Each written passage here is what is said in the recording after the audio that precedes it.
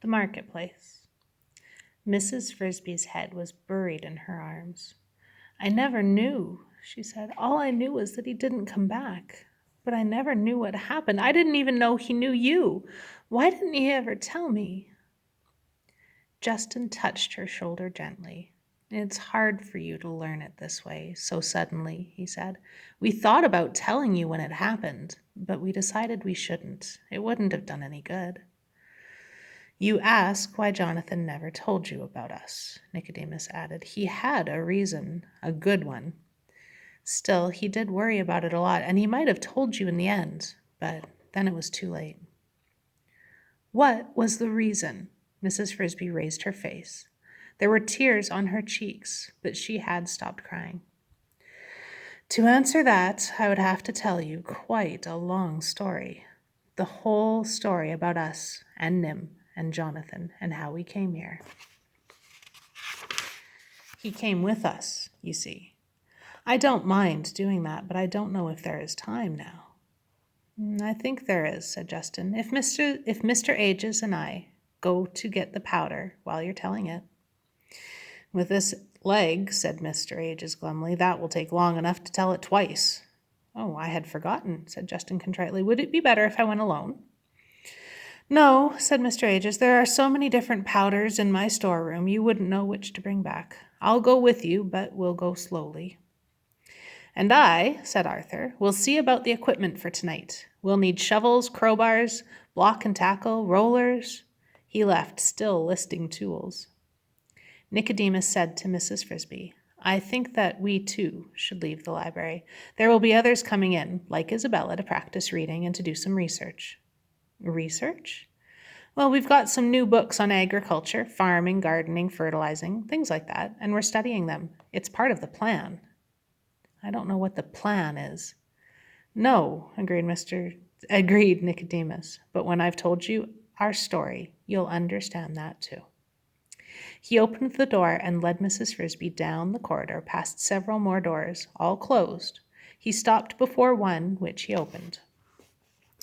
My office, he said. Please, come in. The room she entered was smaller than the library, but much more comfortably, almost elegantly furnished.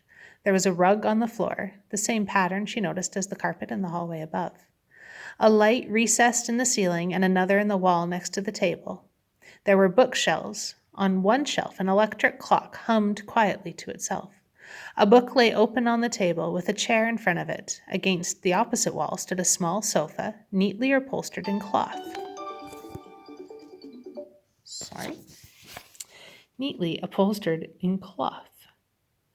But what attracted Mrs. Frisby's attention most was a box in one corner of the room, a box with dials and a small light shining on the front. From this box came the soft sound of music. She listened, entranced. You like music? Said Nicodemus. So do I. That must be a radio. Again, something vaguely remembered from what Jonathan had once told her. Music. She had heard it only 2 or 3 times in her life, when the Fitzgibbons had left a window open and someone was playing inside, and never up close. It was a lovely sound. Yes, said Nicodemus. We didn't get it for music, of course, but to hear the news. Still, as long as it's here, why not use it? He sat down, and so did Mrs. Frisby. Now, he said, I will tell you about Nim. You'll be interested, I think, because your husband was a part of it. And when I'm finished, I think you will see why he felt he could not tell you himself. The story begins, Nicodemus continued, not at Nim, but at a marketplace on the edge of a big city. It was called the Farmer's Market, a great square of a place with a roof over part of it and no walls to speak of. There, early every morning, the farmers arrived from all over the surrounding countryside with trucks full of tomatoes, corn, cabbages, potatoes, eggs, chickens, hams, food for the city. One part of it was reserved for the fishermen who brought crabs and oysters and bass and flounder. It was a fine place, noisy and full of smells. We lived near this market, my father, my mother, my 9 sisters and brothers, and I, underground in a big pipe that had once been part of a storm sewer, but was no longer used. There were hundreds of other rats in the neighborhood. It was a rough life, but not so hard as you might think, because of the market. Every evening at 5 o'clock, the farmers and the fishermen would close up their stalls, pack up their trucks, and go home. At night, hours later, the cleanup men would arrive with brooms and hoses. But in between, the market was ours.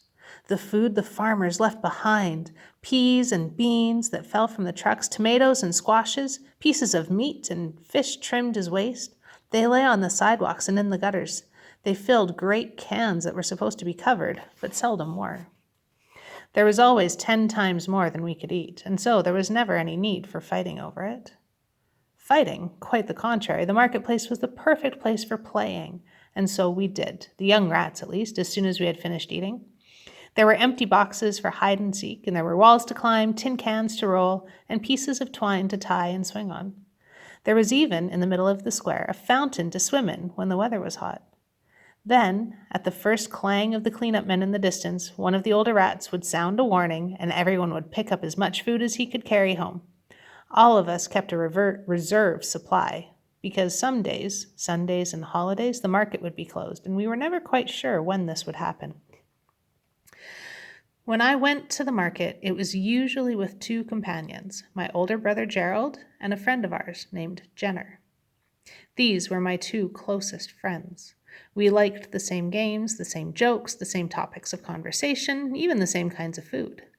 I particularly admired Jenner, who was extremely quick and intelligent. One evening in early fall, Jenner and I set out for the marketplace. It must have been September, for the leaves were just turning yellow, and some children were throwing a football in a vacant lot. Gerald had to stay home that night. He had caught a cold, and since the air was chilly, my mother thought he should not go out. So Jenner and I went without him. I remember we promised to bring him back some of his favorite food, beef liver, if we could find any. We took our usual route to the market, not along the streets, but through the narrow walkways between the buildings, mostly commercial warehouses and garages that bordered the square. As we walked, we were joined by more rats. At that time of day, they converged on the marketplace from all directions. When we reached the square, I noticed that there was a white truck of an odd square shape parked on the street bordering it, perhaps a block away.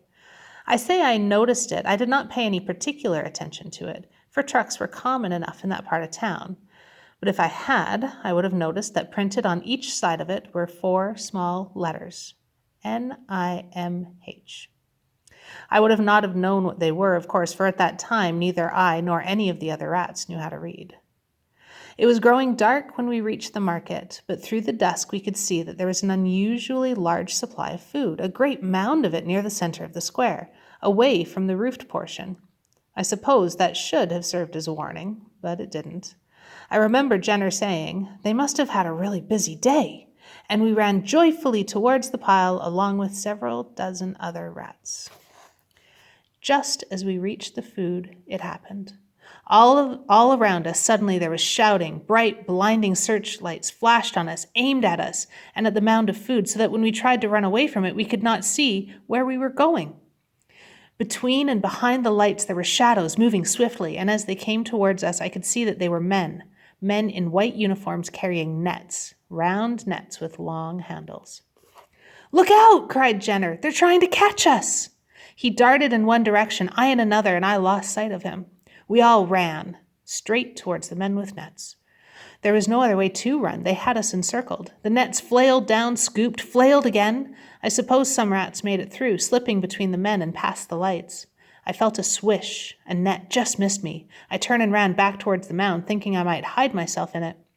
But then came another swish, and that time I felt the enveloping fibers fall over me. They entangled my legs, then my neck. I was lifted from the ground along with 3 other rats, and the net closed around us. Dun, dun, dun.